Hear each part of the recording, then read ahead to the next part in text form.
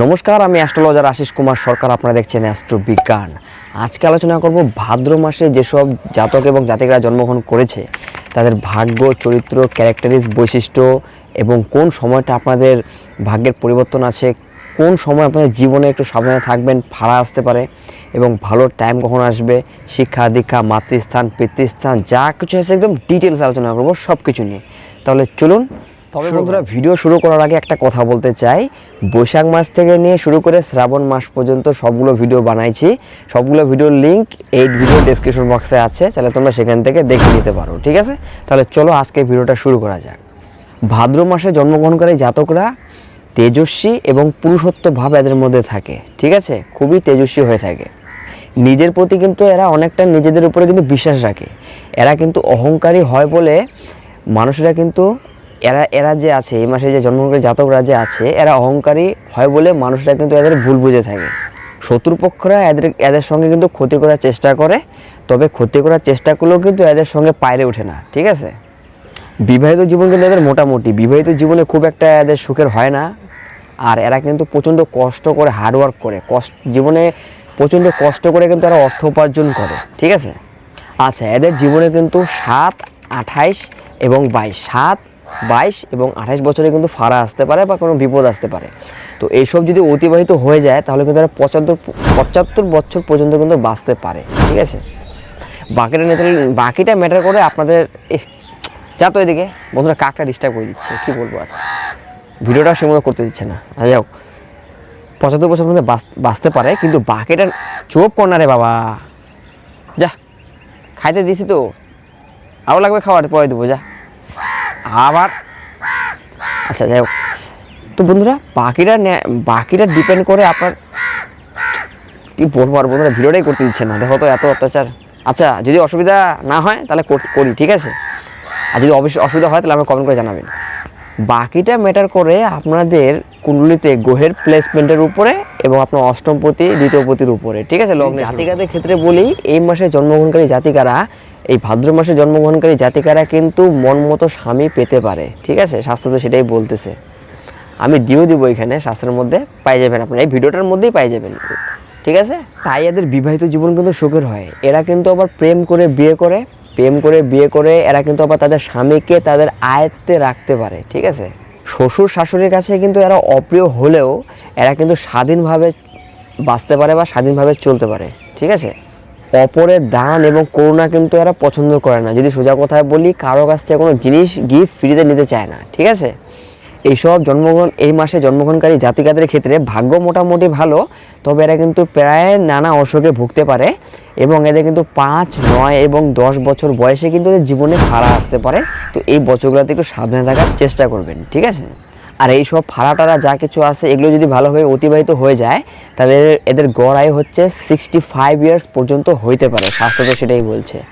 ওই যে বললাম, বাকিটা ডিপেন্ড করে ন্যাটাল চার্টের কুণ্ডলীর মধ্যে গ্রহের প্লেসমেন্টের উপরে। ঠিক আছে, এই মাসে জন্মগ্রহণকারী জাতকরা কিন্তু বিশেষ জ্ঞানী ব্যক্তি হয়ে থাকে। ঠিক আছে, বিশেষ জ্ঞানী ব্যক্তি হয়ে থাকে এবং কোনো লোভজনিত কোনো কর্মের জন্য কিন্তু কোনো কুকর্মে লিপ্ত হতে পারে। ঠিক আছে, তবে ভাদ্র মাসে যেসব জাতকদের জন্ম তারা কিন্তু সৎ চরিত্র প্রকৃতির মানুষ হয়ে থাকে। এবার আলোচনা করি মাতৃস্থান এবং পিতৃস্থান। মায়ের কাছ থেকে কিন্তু এরা অপরিসীম স্নেহ এবং ভালোবাসা পেয়ে থাকে, তবে নিজেদের খামখেয়ালির দরুন কিন্তু এরা জীবনে কষ্ট পেয়ে থাকে। যদি আলোচনা করি বিদ্যাস্থানের ক্ষেত্রে, বিদ্যাস্থানটা এদের কেমন, তো এদের প্রচুর জ্ঞান বুদ্ধি, প্রচণ্ড জ্ঞান বুদ্ধি, এরা কিন্তু প্রচণ্ড জ্ঞান বুদ্ধি হওয়ার দরুন এদের কিন্তু বিদ্যা চর্চার ক্ষেত্রে কিন্তু বারংবার বাধা আসতে পারে। ঠিক আছে, এদের কিন্তু খামখেয়ালিপনা দূর করতে হবে। খামখেয়ালিপনা দূর করতে না পারলে কিন্তু এদের উচ্চশিক্ষা লাভ করা সম্ভবপর হবে না। এবার আলোচনা করি কর্মের দ্বারা অতিরিক্ত পরিশ্রম দ্বারা এদের পক্ষে কিন্তু জীবনে প্রতিষ্ঠিত হওয়া সম্ভব বা উন্নতি লাভ করা সম্ভব। এদের মধ্যে কিন্তু নানা রকমের প্রতিভা দেখা যায়। সাহিত্য, জ্যোতিষ দর্শন, গণিত এবং অভিনয়ের ক্ষেত্রে কিন্তু এরা সাফল্য লাভ করে থাকে। তবে জীবনের প্রথম দিকে ভালো ভালো চাকরি ছেড়ে দিতে পারে। শিক্ষাগতার কারণে এরা কিন্তু জীবনে যথেষ্ট খ্যাতি লাভ করতে পারে। ব্যাংক, জীবন বীমা, রেলওয়ে, জাহাজ ও এডিট বিভাগের চাকরিতে এরা কিন্তু উন্নতি লাভ করে থাকে। মধ্য বয়সে মানে 30-35 বছর বয়সে এরা কিন্তু জীবনে প্রতিষ্ঠিত হতে পারে এবং জীবনে কিছু মানে করতে পারে, সেটা মানে নতুন জমি কিনতে পারে, বাড়ি করতে পারে, গাড়ি কিনতে পারে, যেটাই হোক না কেন এইসব দিক দিয়ে কিন্তু এরা কিছু করতে পারে। ঠিক আছে, আর আপনারা করলেন কিনা আমাকে কমেন্ট করে অবশ্যই জানাবেন। ঠিক আছে, কাগজ, পাথর, সিমেন্ট, সোনা, লোহা, তামা এইসব ব্যবসায় কিন্তু এরা যথেষ্ট উন্নতি লাভ করতে পারে। তবে ব্যবসার দিকে এরা কিন্তু যে কোনো ব্যবসার দিকে প্রথম দিকে কিন্তু এরা ক্ষতির সম্ভাবনার মধ্যে পড়তে পারে। বিদেশি প্রতিষ্ঠিত কোনো ব্যবসার সঙ্গে যুক্ত থাকলে বা বিদেশি কোনো কোম্পানির সঙ্গে যুক্ত হয়ে কাম করলে বা সেখানে গিয়ে কাম করলে অথবা এক্সপোর্ট ইম্পোর্টের ব্যবসা করলে এরা কিন্তু প্রচুর অর্থ উপার্জন করতে পারে। এবার আলোচনা করি প্রেম ভালোবাসা নিয়ে। প্রেমের ব্যাপারে এরা কিন্তু খুবই আদর্শবান, তবে যে কোনো কারণে হোক না কেন এদের প্রেমের মধ্যে কিন্তু বাধা আসতে পারে। ঠিক আছে, বিবাহিত জীবন এদের মোটামুটি, আর সন্তানের স্থানটা হচ্ছে এদের শুভ। এবার আলোচনা করি স্বাস্থ্য নিয়ে। তো এদের রক্তচাপ, পিত্তঘটিত রোগ, জন্ডিস, চক্ষু রোগ এবং সর্দি কাশি তো পীড়ায় কিন্তু আপনারা কষ্ট পেতে পারেন, এবং পেটের রোগে কিন্তু আপনারা মাঝে মাঝে কষ্ট পাবেন। এবার আলোচনা করি স্ত্রী জাতিকারদের ক্ষেত্রে। এদের বুদ্ধি খুব একটা প্রখর হবে না, শাস্ত্র তো সেটাই বলছে। ফলে অপরের কথা শুনে কিন্তু এরা যে কোনো সিদ্ধান্ত গ্রহণ করে থাকে, বা সোজা কথা যদি বলি অপরের কথায় চলে থাকে, যেহেতু নিজস্ব বুদ্ধি ঠিক মতন কাজে লাগাইতে পারে না। ঠিক আছে, সৌন্দর্য জ্ঞান কিন্তু এদের অপরিসীম, তবে বাস্তববাদী না হওয়ার কারণে কিন্তু এরা কিন্তু কষ্ট পেতে পারে। বিবাহিত জীবনে খুব একটা সুখ দেখা যাচ্ছে না, তবে আবার এদের সন্তান ভাগ্য শুভ।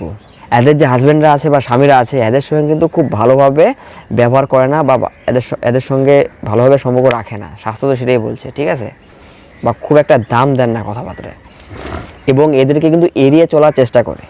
যদি রোগ ব্যাধির কথা বলি এইসব জাতিকাদের ক্ষেত্রে, বাত, অর্শ, টনসিল এবং টাইফয়েড রোগে কিন্তু এরা কষ্ট পেতে পারে। পড়ে গিয়ে ধাক্কা লেগে কিন্তু এরা আঘাত পেতে পারে। ঠিক আছে, আচ্ছা এবার আলোচনা করি উভয়ের পক্ষেই কিছু শুভ বিষয় নিয়ে।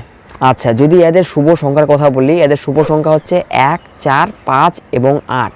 আর যদি শুভ কালারের কথা বলি, শুভ কালার হচ্ছে সোনালি, পিত এবং রূপালি কালার। ঠিক আছে, যদি এদের শুভ রত্নের কথা বলি, এদের শুভ রত্ন হচ্ছে পান্না, হীরা, গোমেদ, রুবি ও মুক্তা। তবে এই যে স্টোনের যে কথা বললাম, স্টোনগুলো কিন্তু আপনারা ডাইরেক্ট ধারণ করবেন না, স্টোন একমাত্র লগ্ন থেকে ধারণ করা যায়। ঠিক আছে, কাউকে দেখাই নেবেন আপনাদের কি লগ্ন, সেই লগ্নের স্পেটে কিন্তু এবং দশা মহাদশার ভিত্তি করে কিন্তু রত্ন ধারণ করতে লাগে। ঠিক আছে, এবং ডিগ্রি দেখে। আচ্ছা, এদের শুভ ধাতু হচ্ছে সোনা এবং লোহা। শুভবার হচ্ছে রবিবার এবং বুধবার। এদের শুভ মাস হচ্ছে জ্যৈষ্ঠ, আষাঢ়, অঘ্রাণ, পৌষ এবং চৈত্র।